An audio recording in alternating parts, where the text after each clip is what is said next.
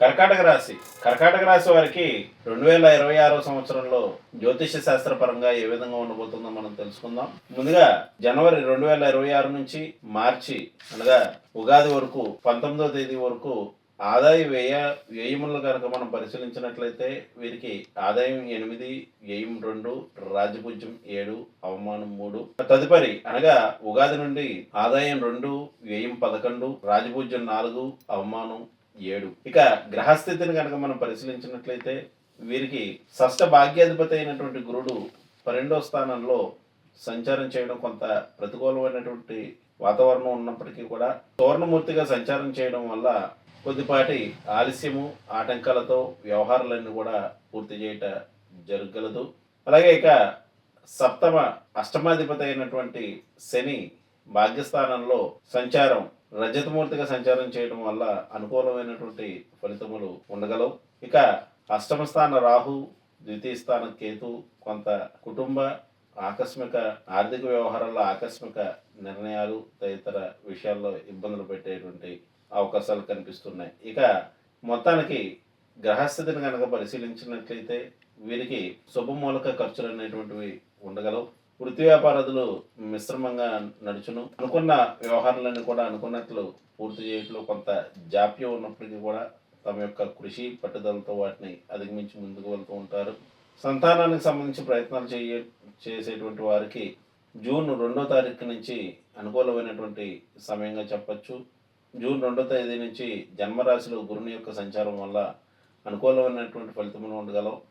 June 2 నుంచి వృత్తి వ్యాపారాదుల్లో మార్పులు చేర్పులు, జీవిత భాగస్వామి యొక్క సహాయ సహకారములు లభించుట, అలాగే కుటుంబ వ్యవహారాలన్నీ కూడా క్రమక్రమంగా అభివృద్ధి చెందుట, దైవ కార్యక్రమాల్లో పాల్గొనటం వంటి ఫలితములు ఉండగలవు. ఇక గృహ వస్తు వాహన మూలకమైనటువంటి విషయాల్లో కొద్దిపాటి ఇబ్బందులు ఎదురైనప్పటికీ కూడా వాటిని అధిగమించి ముందుకు వెళ్తూ ఉంటారు.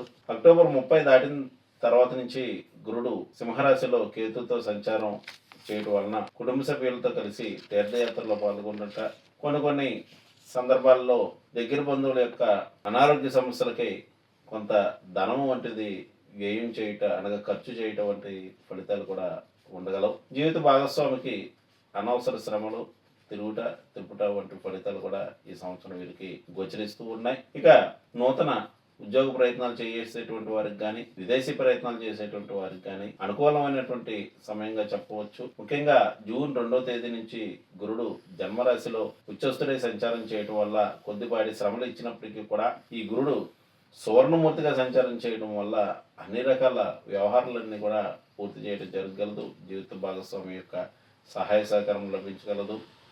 ఇప్పటి నుంచో అనుకుంటున్నటువంటి వ్యవహారాలన్నీ కూడా పూర్తి చేయుట, ఆర్థికపరమైనటువంటి విషయాల్లో క్రమక్రమంగా అభివృద్ధి చెందుట అనేటువంటి ఫలితాలు కూడా ఈ సంవత్సరం ఇవ్వగలరు. ఇక వీరు చేసుకోవాల్సినటువంటి అర్చన, ఆరాధన, దైవ దర్శనాల విషయానికి వచ్చినట్లయితే వీరు దత్తాత్రేయ స్వామిని ఆరాధించడం మంచిది. గురువారం రోజున శనగలు లేక శనగపప్పు దానం చేయటం మంచిది. అలాగే గురువులను సేవించుట, గురువుల యొక్క సలహాలు సూచనలు అనేటువంటివి పాటించడం కూడా మంచిది. అష్టమరాహు యొక్క సంచారం వలన అనవసర తిరుగుట, ముఖ్యంగా ఆకస్మికమైనటువంటి చిక్కులు అనేటువంటివి ఉన్నప్పటికీ కూడా గురుడు సువర్ణమూర్తిగా సంచారం చేయడం వలన వాటిని అన్నింటినీ కూడా అధిగమించి ముందుకు వెళ్ళేటువంటి సూచనలు కనిపిస్తూ ఉన్నాయి. కావున అష్టమ స్థానంలో ఉండేటువంటి రాహుకి పరిహారాలు ఆచరించుట, ముఖ్యంగా శనివారం రోజున శనివారం రాహు నక్షత్రం ఏర్పడినప్పుడు వీరు మినువుల దానం లేక రాహుగ్రహ పరిహారార్థమై నల్ల బెల్లాన్ని తీసుకుని వీరు దానం చేసినట్లయితే అన్నిట అనుకూలమైనటువంటి ఫలితములు ఉండగలవు. ఇక ఆదివారం రోజున సూర్య నమస్కారాలు, సూర్యారాధన, ముఖ్యంగా గణపతి యొక్క ఆరాధన చేయడం వలన కుటుంబ ఆర్థిక వ్యవహారాల్లో ప్రోత్సాహకరంగా ఉండగలదు. ఇవి ఈ సంవత్సరం ఈ రాశి వారికి ఫలితం. శుభం.